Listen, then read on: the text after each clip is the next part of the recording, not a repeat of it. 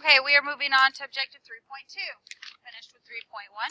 3.2 is absolute value equations and inequalities. Today's focus is equations, and today's just a review of things that you should already know. We'll see what you already know. So our objective, I will be able to solve absolute value equations. It's not a big deal. So we're going to start in the first box, or first window of your notes, with the basics. And we're going to start with the definition of an absolute value equation. So we're going to start off with the definition of the absolute value of x equals some number a. Okay? And the definition goes like this. If a, this number here, is positive, then we have to find two different solutions. X is either equal to positive a, or x is equal to negative a.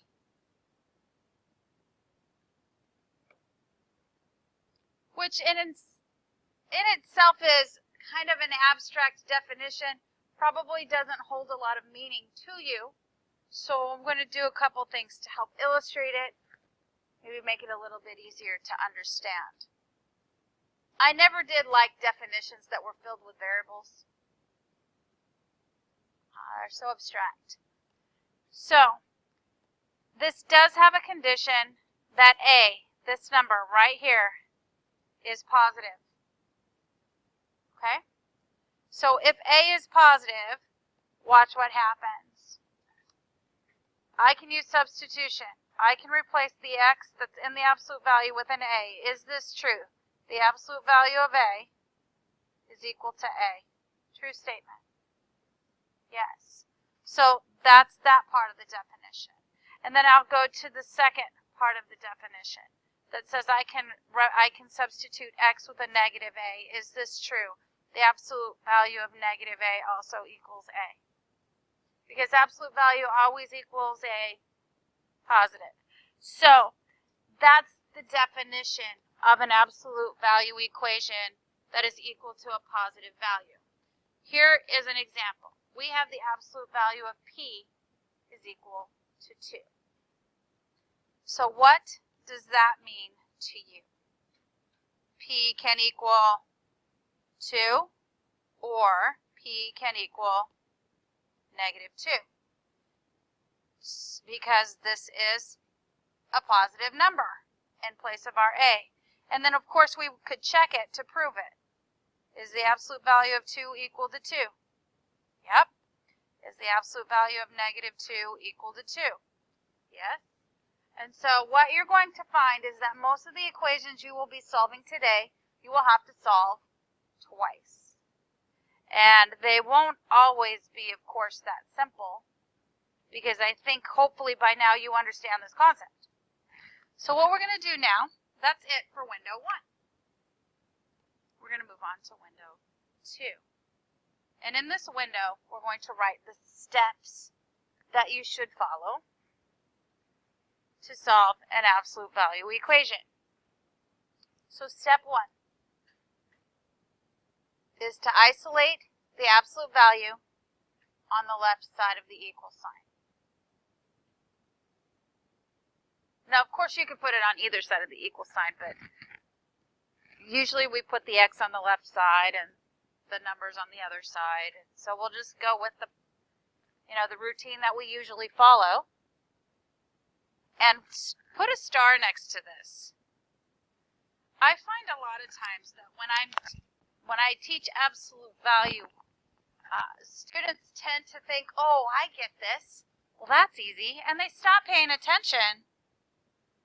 And they make many mistakes. And so I would say in step 1, please follow the instructions. You have to isolate the absolute value. So it's the only thing on the left side of the equation. Then step 2 asks you to look at the right side of the equation. So I'm going to put some little eyes And I'm going to make them look to the right. Little indicator there. Look at the right side of the equation. If the number's positive, it's going to fit our definition. We will solve it twice. And the first time we solve it, we'll solve it for the positive value of the number. And the second time we solve it, we're going to solve it for the negative value, or its opposite value. So we'll solve it for the original value, and we'll solve it for the opposite value. If on the right side of the equal sign we have a 0, we're only going to solve it one time. Because if an absolute value equals 0, there's only going to be one number that will make that true. 0 is 0 spaces from 0 on the number line. It doesn't have two options. And that should say if negative. If the number is negative, there will be no solution. Because absolute values cannot equal negative. We know this. This is something that's going to catch some of you who are not paying attention to what you're doing. You're just in the groove of solving things, and you're not thinking about what you're solving. You're just going through the motions. You're going to solve these problems, and then you're going to realize, oh, I wasn't supposed to do that, and it's a waste of time. So just keep your brain engaged. And then I am going to ask you today to check your solutions to make sure they're correct. And that is because soon you're going to get solutions that you're going to have to check, and you're going to have to throw them out because they're extraneous solutions. They're not good. They're a restriction. We can't include them. So we want you in the practice of checking them from day one. Okay, so here we go. That's it for that box, for that window, window 3. Now, in window 3, we're going to put 3 problems. 3. And in each problem, we're going to work out 4 problems across the way. So we'll do 1, and then we'll solve it again, and then we'll check the first one, and then we'll check the second one. So space it out so that you can fit all of that in one row. So don't write really big.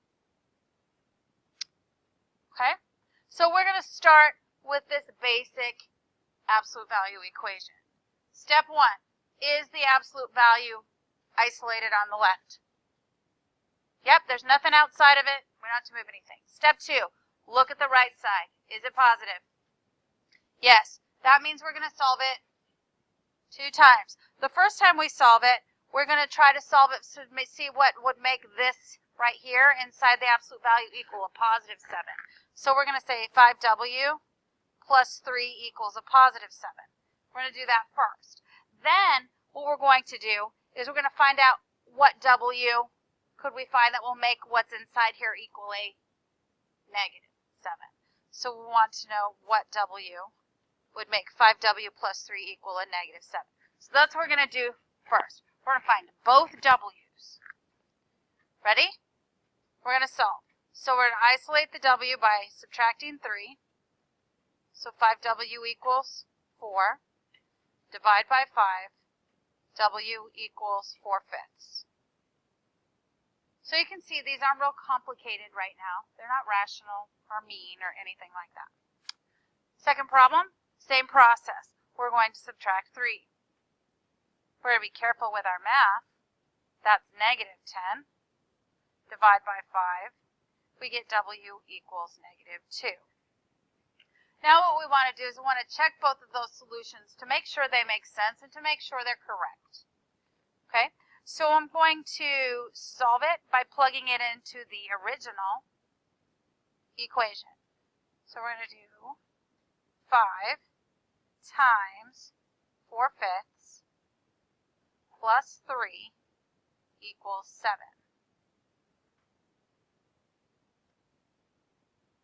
And we're also going to solve it with a negative 2 for w plus 3 equals 7. Again, I am requiring you to do this for your homework. Okay, so in our first equation, we're going to work in our absolute value. First thing we're going to do is we're going to multiply 5 times 4/5. Well, I think I'd rather just cross simplify my 5's and get the absolute value of 4 plus 3 equals 7, which I'm sure you can now see is the correct answer. We'll go ahead and finish it. The absolute value of 7 equals 7, and that is true. So what we got inside our absolute value when we chose 4/5 was we got a positive 7. We were supposed to get that. Now let's do the other one. So multiplying inside here, we have 5 times -2, which is -10, plus 3. And the absolute value of -10 plus 3 is -7. And the absolute value of -7 is 7. And so that answer is also a good answer. So we go to write our answer in solution set. We have a -2 and a 4/5. And I don't care what order you put them in. I just typically do the negative before the positive. You know, it doesn't matter. And there we have our 2 solutions. If you don't have any questions, I'm going to move on to problem number 2. Same box or same window. You have to leave room for another set. So we're going to go 4 across again. We're going to start with this problem. Step 1, is the absolute value isolated? Yes. Step 2, look at the right. Is it positive? Yes. So we're going to solve it twice. The first time we're going to solve it, what we want in here is an absolute value of 1. And then what we want in here the second time is the absolute value of -1. That's what we want. And so that's not what I wanted to do. Don't do that. Let me erase that. All right. So we're going to take x over 2 minus 1 and make it equal a positive 1 because I want this to equal a positive 1. And then x over 2 minus 1 equals a -1. Now we're going to go through the process of solving twice. So we'll add 1. X over 2 equals 2. Then we'll clear the fraction, multiplying both sides times 2. And we get x equals 4. Not very complicated. Then we'll go through that process one more time of adding 1. And we get x over 2 is equal to 0. Clearing the fraction, multiplying both sides times 2. X equals 0.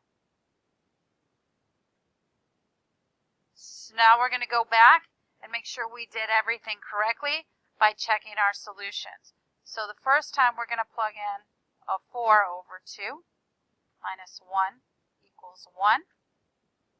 And the second check, we're going to plug in a 0 for the x over 2 minus 1 equals 1. I guess I'll highlight those so that we can see that those are my checks.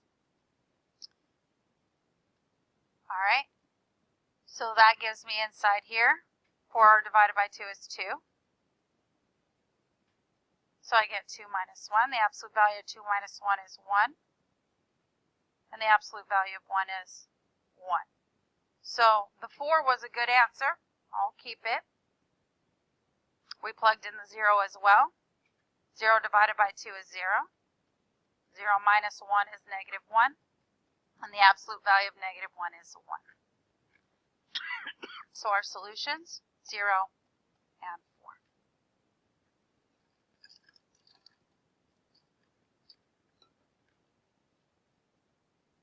Next one. Now a little bit different. Starting to look a little bit different. Here's where I'm going to start catching people who think they get it and they're not paying attention. So, is the absolute value isolated? Step 1, is it isolated? No. So before we go to solve it for our x, which is in our absolute value, we've got to isolate the absolute value. So we're going to subtract 5. We're going to get this problem. The absolute value of 2x equals 2. This is the problem we're going to solve. So we look to the right and we decide, do we solve it twice, once, or not at all?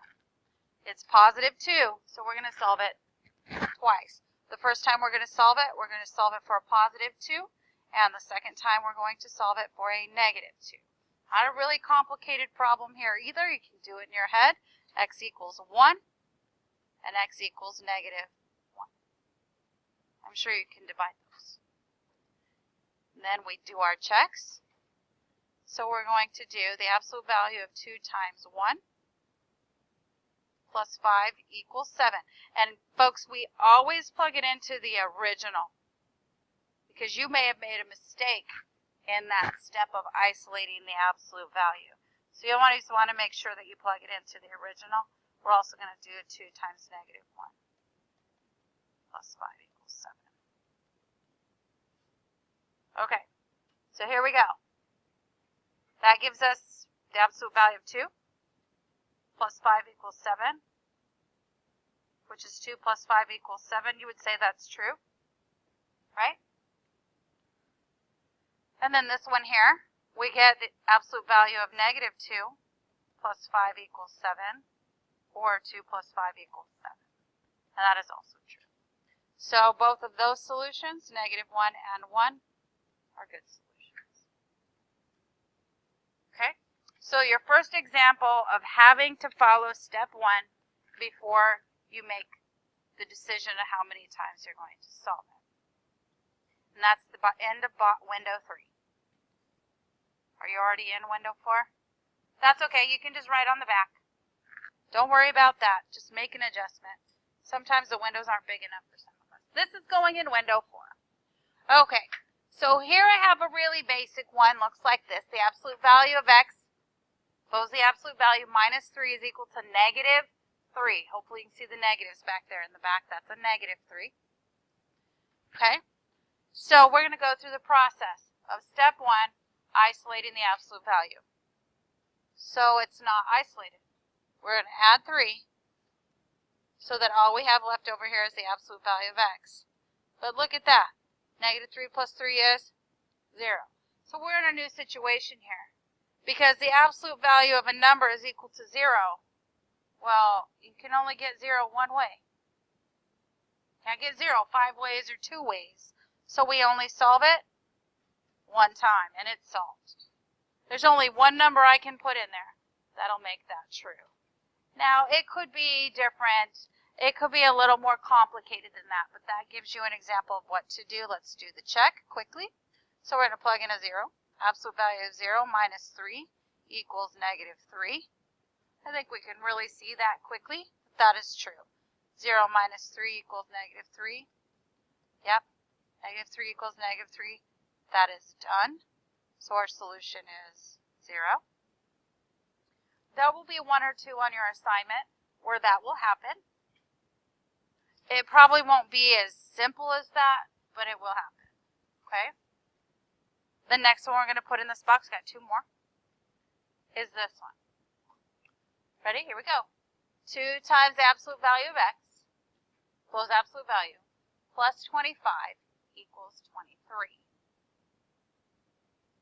Don't be the person that solves this incorrectly. Here's what I mean by that. Don't be this person that does this.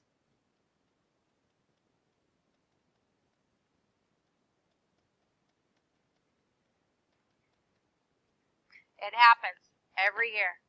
Don't be that person. That's not following the process. You're trying to figure out what absolute value of x makes the statement true. So you need to isolate the absolute value first. So don't be the person that makes that mistake. We're going to start by subtracting 25 as we work our way to isolating this absolute value. And I'm putting myself on alert right now because on my right hand side it's starting to look a little negative. Now I still need to isolate this x, so what should I do to move this 2? Divide by 2, and I get the absolute value of x equals negative 1. And I ask myself if that's even possible. Can an absolute value ever equal a negative? So this is a empty set. There is no solution. Why? Because absolute values cannot equal negative numbers. You need to put an empty set because we're writing our solutions in set notation. Thank you. All right. So that was easy. You'll like those. If you solve them properly, you're going to like those. because you're done. All right, last question. Now this question, I don't think I wanted it to equal 23. I think I just wanted it to equal 3, so let me fix that up real quick. Or maybe I wanted it to equal 2. I did. I wanted it to be a 2. Okay, now I'm happy. So we have the absolute value of 2x plus 5 all over 3, and everything's in that absolute value, by the way, is equal to 2. Okay? Now, the only reason that I'm putting this one in this box is because we're going to be checking fractions inside of fractions, so I don't want you to freak out about that when you're checking work later today or on your assignment.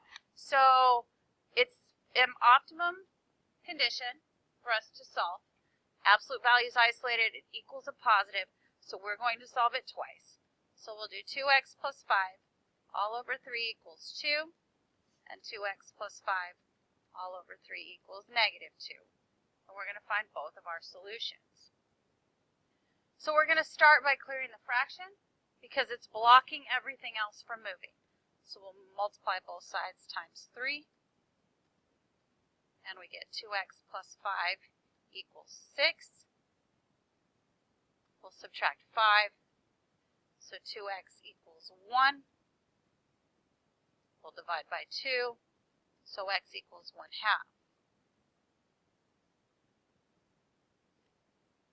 Oh my God. And then we'll go through that same process again. Yes?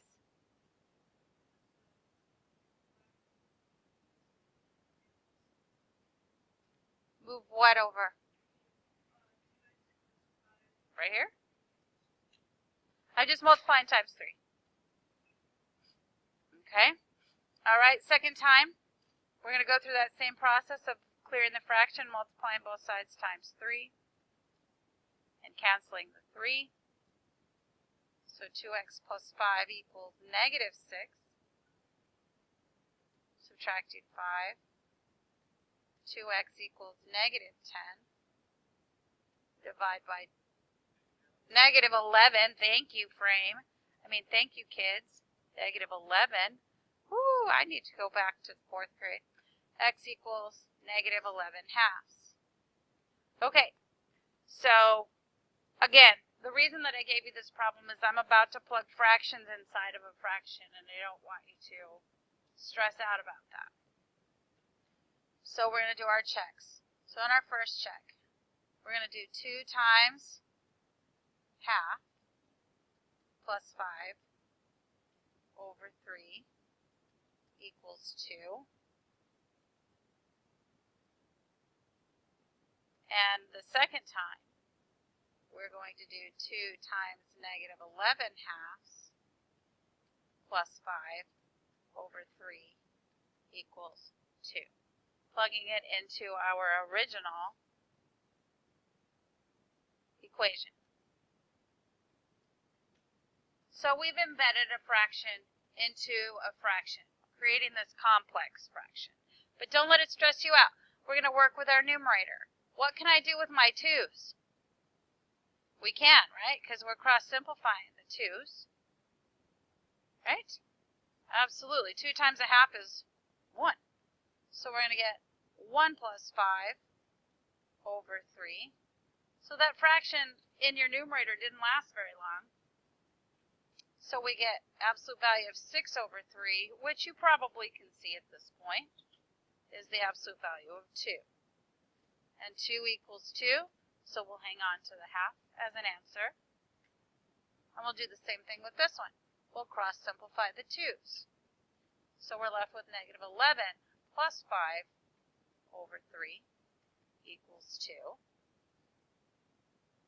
which in the next step would provide us with a negative 6 over 3, which provides us with the other number in our absolute value, which was a negative 2. So you'll find that every time we do this, the first time we get a positive value to plug in the absolute value, and the second time we get the negative value to plug in our absolute value. And folks, that is it. And those are my expectations for today's assignment. There are 14 problems, and I would like you to check your answers. Thank you.